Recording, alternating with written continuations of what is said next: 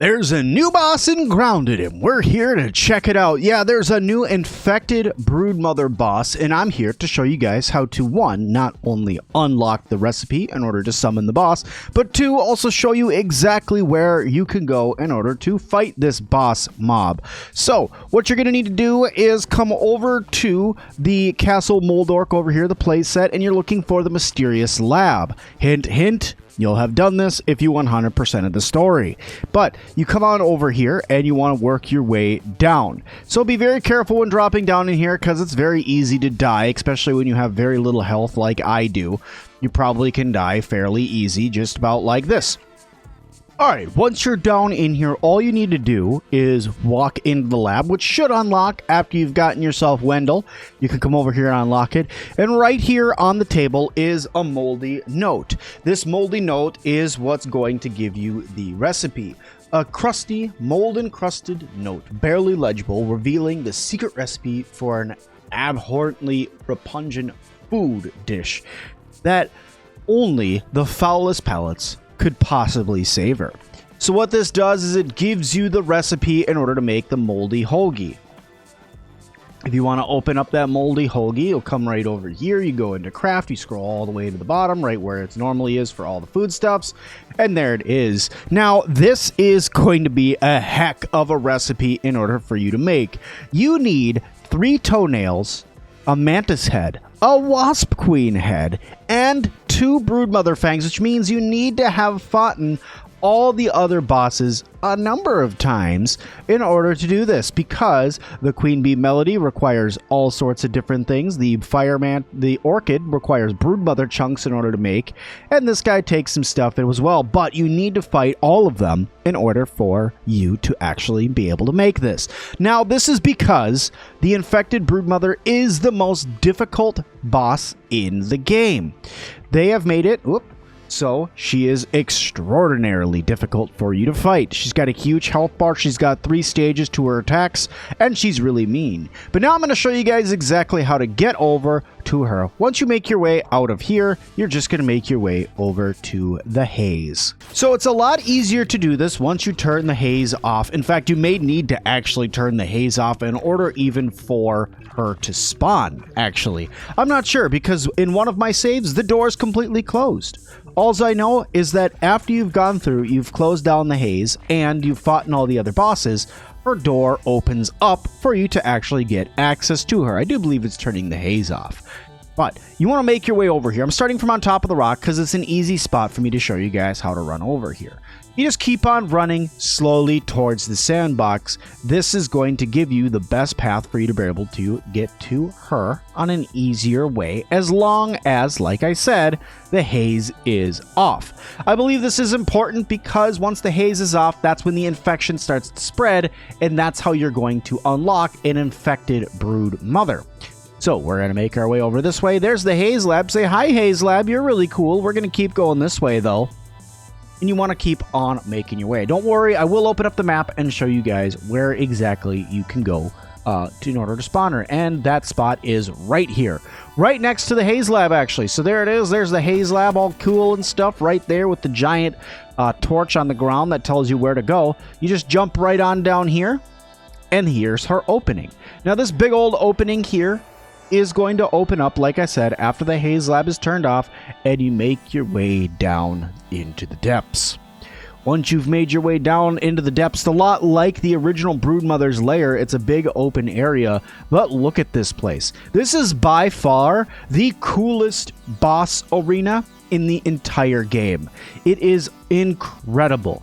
This also is full of things that want to kill you.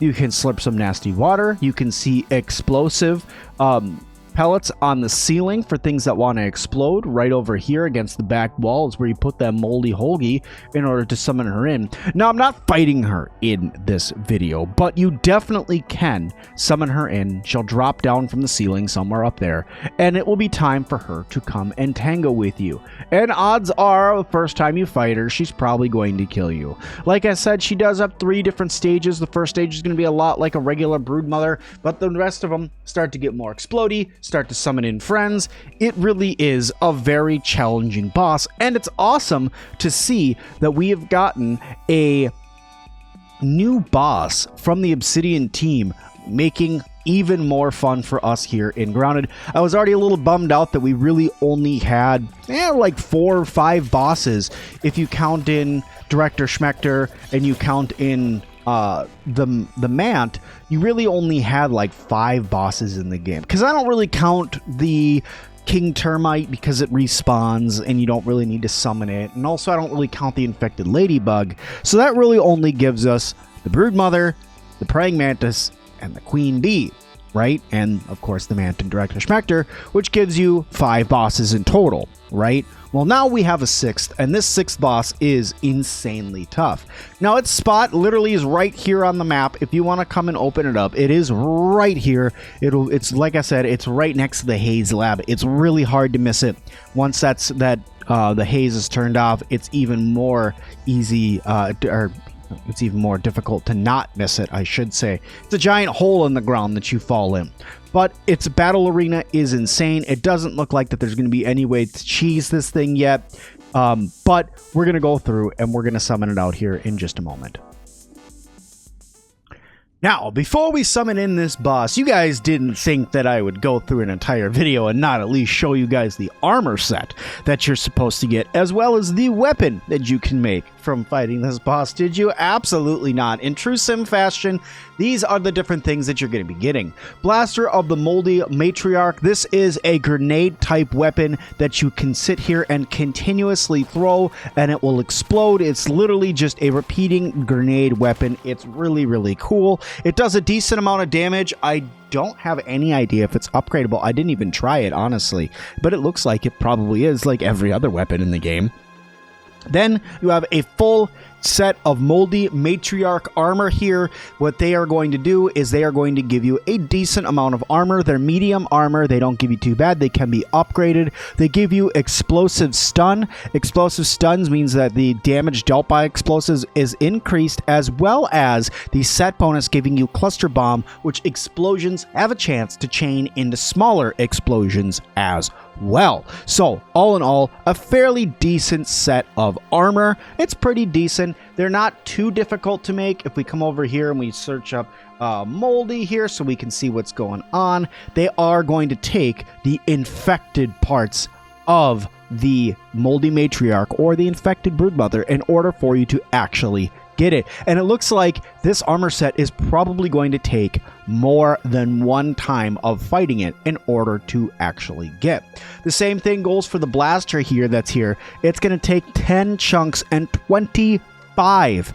fungal growths. Now, fungal growth is easy. It's not that hard. Get yourself out an axe or just go kill yourself some infected bugs. You can get a bunch of fungal growth, not a problem. Probably people have a bunch of it already in their storage. But all in all, it's not that hard, and its damage is fairly decent, actually, for starting off and being explosive. We're going to check to see if we can actually upgrade it here in just a second after I show you guys the actual boss, because I went ahead and prepared myself a moldy hoagie just so we can go through and summon out this boss and you guys can see it. Now, I'm not going to fight it all the way to the end because, like I said, that's dangerous and it would be kind of hacky to do this on a creative game. So there it is, pulling itself out of the ceiling.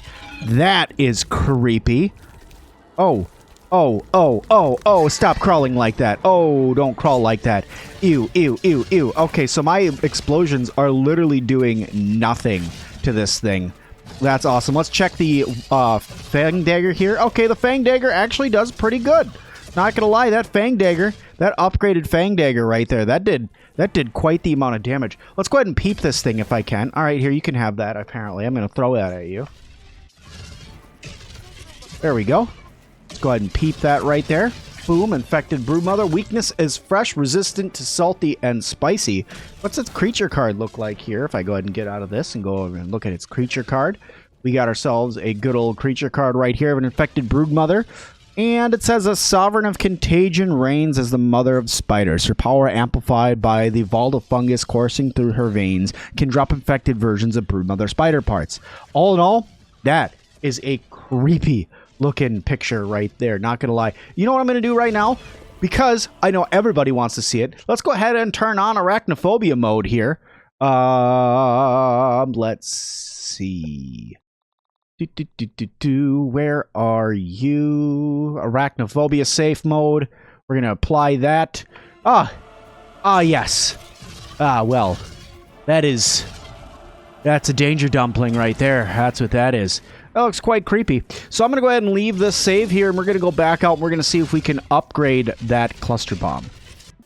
Sure enough, you can definitely upgrade it. So once you get this thing upgraded, I doubt it has an upgrade path. Nope, it just goes right into Mighty for you. It doesn't have any other upgrade paths that you can go down. But let's go ahead and look at the damage that this thing can do once it's fully upgraded. That is literally maxed out damage for a ranged weapon. And the best part is you can throw this weapon and then block right afterwards with a shield. So this becomes an incredibly powerful ranged weapon at the end of the game. Now, I do say the end of the game because, like I said, that is the most difficult boss. My Black Widow dagger that was all the way upgraded did do a decent amount of damage to the boss, but what I want to remind you is it's going to be like you added the infected wolf spider and the Broodmother together and made one foul sin of a child that really wants to go through and destroy you. But that's going to do it for today's video. Thank you everybody so much for watching this one, and as always, we'll see all of you guys